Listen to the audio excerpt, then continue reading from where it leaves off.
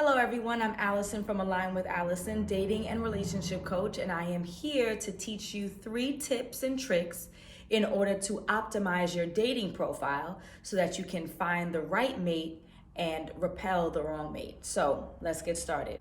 The first tip in order for you to use your dating profile to find the right mate and to repel the wrong one is first you have to know exactly what you are looking for. You have to know exactly what you are looking for in a mate. You need to come up with about 5 non-negotiables, 1, 2, 3, 4, 5 non-negotiables of what you're looking for in a mate. It could be things like hardworking, attractive, loving, affectionate, whatever 5 things are non-negotiables for you, whatever 5 things are an absolute must, you have to know what those 5 things are first. The reason why you have to know those things is because if you create a profile or if you are actively working on improving your profile, once you receive matches, how are you going to be able to vet whether or not that person is an appropriate match, right? So we have to make sure that we know exactly what we're looking for in a mate. So as we either create our profiles or we work on improving our profiles, once we get those matches, we know that we're being matched relatively to the right people. Of course, we will continue to communicate and date to see if this person is actually a really good match.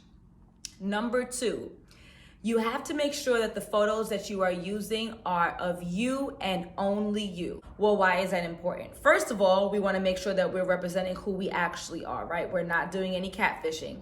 So any photos that we post, they have to be who we actually are. Why would we want to waste our time, waste the time of others, and possibly hurt ourselves or others' feelings by pretending to be someone that we're not? So we are not going to be using other people's photos for our profile.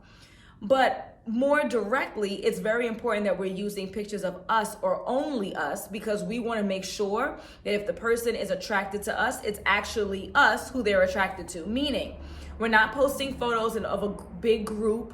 We're not posting photos of us and our sister, us and our cousin, us and our best friend. We want to make sure that if someone swipes right or swipes left or double clicks or sends a compliment, whatever app you may be on, we want to make sure that they're swiping because they're actually interested in us and not what they perceive as our prettier cousin or prettier friend. By default, as human beings, when we look at those photos, we're going to do a comparison, right? So if there's a photo of me and my sister, the first thing we're going to do is we're going to compare me and my sister. And now if my sister is the prettier of the two, at least in the person's opinion, then by default, that's going to make me look less attractive. We don't want to put ourselves in a position where we are less attractive. So please make sure on your dating profiles, you're being honest and representing your true self by posting your photo.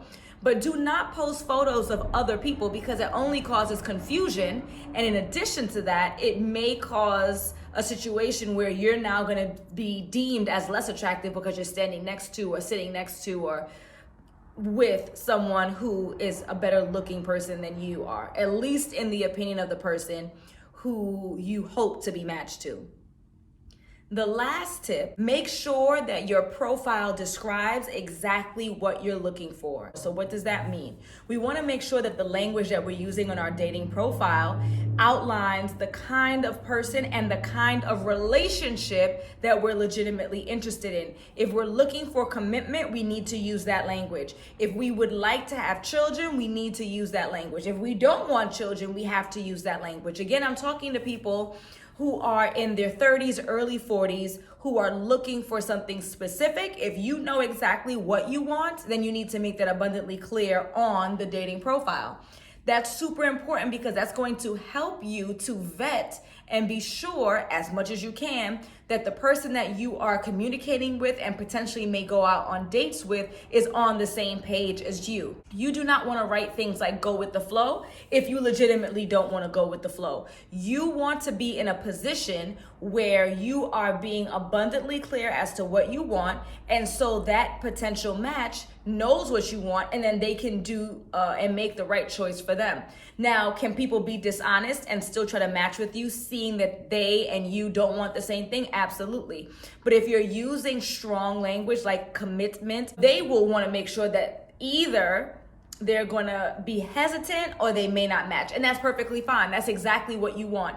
Again, in this game of dating, you want to attract the right mates and you want to repel the wrong ones. And it doesn't make them a bad person because you've repelled them, because you've decided that they're not an appropriate match. It just means that they are not the right person for you right now. And no one wants to waste time or money or effort dating someone that you could have figured out from the get they weren't an appropriate match, but because of the language that you use on your profile, you weren't sure, they weren't sure, and now we're wasting time. So again, to go down the list, number one, make sure you have your 5 non-negotiables. Make sure that you know exactly what you want in your mate.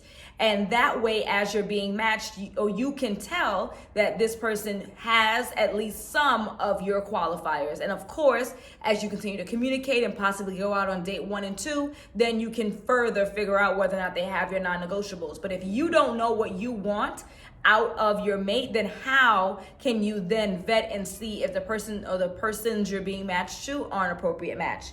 Number 2, make sure that your profile picture and all subsequent pictures are of you and only you. First of all, we want to be honest. We're not catfishing. We're not children. We're not wasting anyone's time.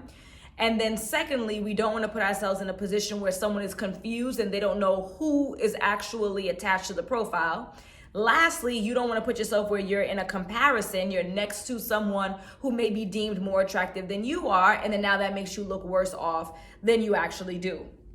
Last, you want to make sure that you're describing in your profile exactly what you're looking for in regards to your relationship. You're going to use the language of commitment if that's what you want. You're going to use the words of looking for marriage, eventually wanting to have children, not wanting to have children. If you're looking for fun, that's okay too. You need to say that. But please be mindful that you do not have the right to blatantly state that you're looking for a fun time or go with the flow. And then now 2 or 3 months in, you're pressuring this person for a relationship. That's not what they signed up for because that's not the language that you used. Again, if you want to maximize your profile, you want to optimize your profile, you want to attract the right mates, repel the wrong ones, use your own photos, know what you want, and make it clear. If you'd like some more advice in regards to dating or relationships, please feel free to like, subscribe, share this video, share my profile at Align with Allison. I'm on YouTube, Instagram, Facebook, and Twitter. Feel free to visit my website, alignwithallison.com, for more advice and guidance so that I may help you to find the mate and the partner that you deserve. Have a great day.